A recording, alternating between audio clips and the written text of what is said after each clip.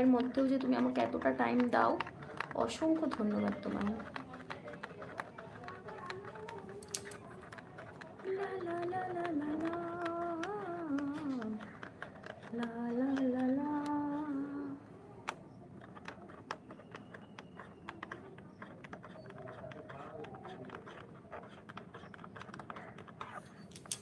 আমি তো আছি, আমি তো জানি তুমি আছো,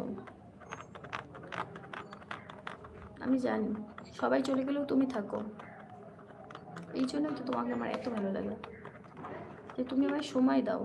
একটা সম্পর্কে সব থেকে বড় ম্যাটার করে সময়, সেটা বন্ধুত্ব হোক, শত্রুতা হোক, ফ্যামিলি মেম্বার হোক। হাই বৌদি, তুমি কেমন আছো? ভালো আছি বিজয় ভাই, তুমি কেমন আছো বলো? স্বাগতম তোমাকে আমার লাইভে।